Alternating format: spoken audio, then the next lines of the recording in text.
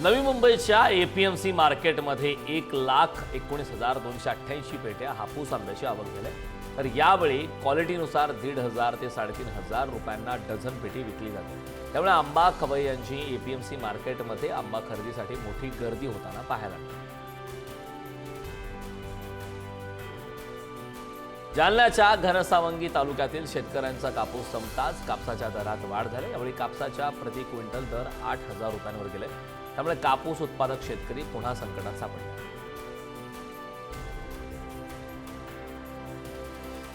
वाशिम जिल्ह्यात यावर्षी शेतकऱ्यांनी उन्हाळी मुगाची पेरणी मोठ्या प्रमाणात केली आहे।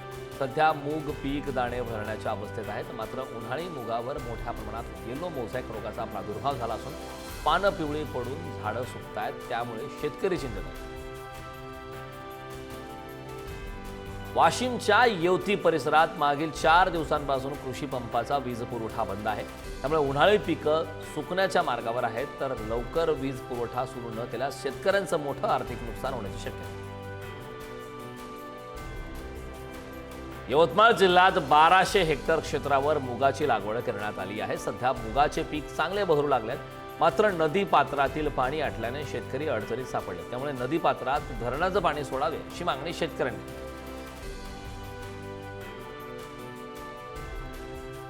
वर्ध्यात शेतकऱ्यांनी उन्हाळी तिळाच्या पिकाला सर्वाधिक पसंती दिली आहे। कमी पाण्यात उत्पन्नाची हमी असल्याने शेतकऱ्यांचा कल तीळ पिकाकडे वळतोय। देवळी तालुक्यातील शेतकऱ्यांनी सर्वाधिक उन्हाळी पीक म्हणून तिळाची पेरणी केली। पुण्याच्या सीतेवाडी परिसरात वादळी वाऱ्यासह जोरदार गारपीट झाली, त्यामुळे शेतीमालाचं प्रचंड नुकसान झाले। अचानक झालेल्या गारपिटीमुळे उन्हाळी बाजरीचं पीक हे शेतातच जमीनदोस्त झाले, त्यामुळे बळीराजा पुन्हा संकटात सापडला।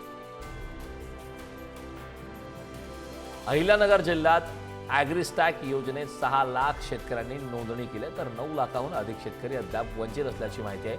नोंदणी केल्यास शेतकऱ्यांना विविध योजनांचा लाभ मिळणार असून एप्रिल अखेर नोंदणीसाठी मुदतवाढ देण्यात।